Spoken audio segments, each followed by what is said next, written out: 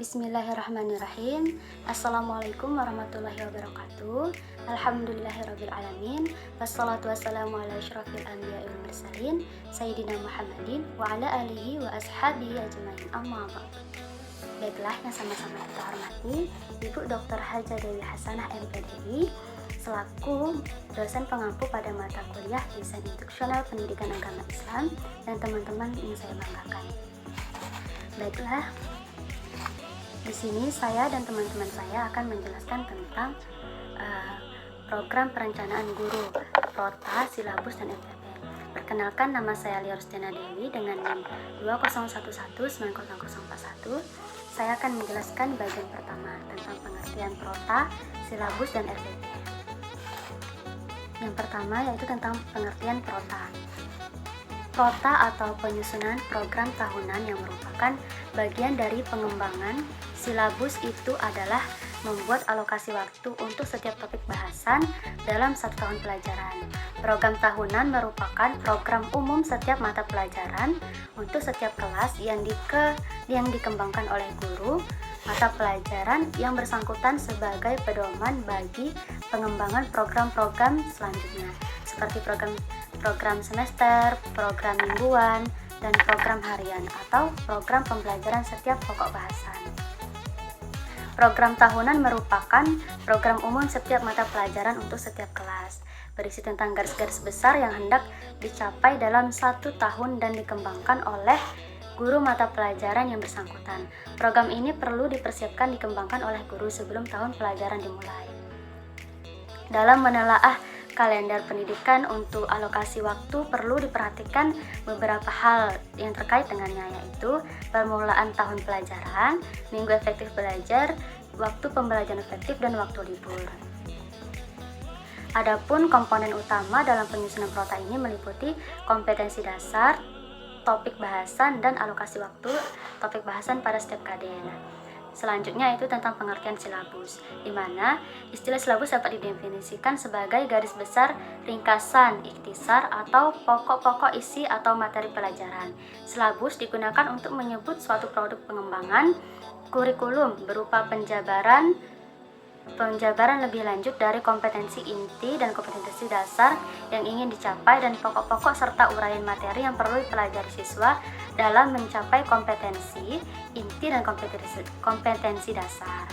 Nah, silabus ini merupakan rancangan pembelajaran yang berisi rencana bahan ajar mata pelajaran tertentu pada jenjang dan kelas tertentu. Adapun prinsip-prinsip pengembangan silabus ini yaitu ilmiah, relevan, sistematis, konsisten, memadai, aktual dan konseptual, fleksibel, dan terakhir menyeluruh. Nah, untuk pengertian RPP sendiri, RPP dijabarkan dari silabus untuk mengarahkan kegiatan belajar siswa dalam upaya mencapai kompetensi dasar. Jadi dalam setiap guru itu dalam satuan pendidikan berkewajiban menyusun RPP secara lengkap dan sistematis. RPP untuk setiap KD dapat dilaksanakan dalam 1 kali pertemuan ataupun lebih. Nah, RPP merupakan skenario pembelajaran yang bersifat operasional praktis. Dan pengembangan RPP ini dilakukan sebagaimana pendapat amanat pada PP nomor 19 tahun 2005 pasal 20, yang mana bunyinya tentang perencanaan proses pembelajaran meliputi silabus dan RPP yang memuat sekurang-kurangnya tujuan pembelajaran, materi pembelajaran, sumber belajar, dan penilaian hasil belajar. Nah, adapun prinsip-prinsip penyusunan RPP sendiri, yang pertama yaitu memperhatikan perbedaan individu peserta didik, seperti perbedaan jenis kelamin, kemampuan awal, ataupun tingkat intelektual, dan lainnya. Yang kedua yaitu partisipasi aktif peserta didik.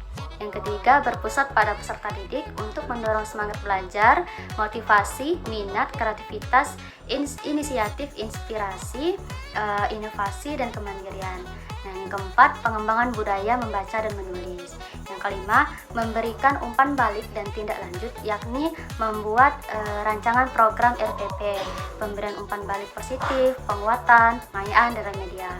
Yang keenam, penekanan pada keterkaitan dan keterpaduan, yakni RPP ini disusun dengan memperhatikan keterkaitan dan keterpaduan antara KD, materi pelajaran, kegiatan pembelajaran, indikator pencapaian kompetensi, penilaian, dan sumber belajar dalam satu keutuhan pengalaman belajar. Yang ketujuh, RPP disusun dengan mengakomodasikan pembelajaran tematik. Yang terakhir yaitu tentang menerapkan teknologi informasi dan komunikasi sesuai dengan situasi dan kondisi. Baiklah, sekian yang dapat saya jelaskan dan akan dilanjutkan oleh teman saya. Kurang lebihnya saya mohon maaf. Wassalamualaikum warahmatullahi wabarakatuh. Baik, tanpa salam, saya Meliana Busrahman dengan NIM 2011973. Di sini saya akan menjelaskan sedikit pada poin D, yaitu komponen yang harus ada dalam pembuatan prota, silabus, dan RPP. A. Prota atau program tahunan. Dalam menyusun prota, komponen-komponen yang harus ada yaitu 1. Identitas, mencakup satuan pendidikan, mata pelajaran, kelas, dan tahun pelajaran. Yang kedua, format isian, berisi tema, subtema, dan alokasi semester, standar kompetensi, komponen dasar atau SKKD, materi pokok, dan alokasi waktu. B. Silabus. Komponen-komponen pengembangan silabus yaitu identifikasi, 2 SKKD atau standar kompetensi atau kompetensi dasar, 4 materi pokok, 5 kegiatan belajar, 6 indikator, 7 penilaian, dan 8 alokasi waktu. Lalu yang terakhir, rencana pelaksanaan pembelajaran atau RPP. Komponen-komponen RPP antara lain 1. Identitas mata pelajaran, merupakan hal yang pertama kali yang harus dibuat oleh guru. Yang kedua, standar kompetensi atau nama lainnya adalah tujuan kurikuler, merupakan kualifikasi kemampuan minimal peserta didik yang menggambarkan penguasaan pengetahuan, sikap, dan keterampilan. Yang ketiga, indikator pencapaian kompetensi. Keempat, tujuan pembelajaran. Tujuan pembelajaran sebaiknya mencakup 3 elemen utama, yaitu 1. Menyatakan apa yang seharusnya dapat dikerjakan siswa selama belajar dan kemampuan apa yang sebaiknya dikuasainya pada akhir pelajaran. B. Perlu dinyatakan kondisi dan hambatan yang ada pada saat mendemonstrasikan perilaku tersebut. C. Perlu ada petunjuk yang jelas tentang standar penampilan minimum yang dapat diterima. Yang kelima, materi ajar. Yang keenam, alokasi waktu. Yang ketujuh, metode pembelajaran.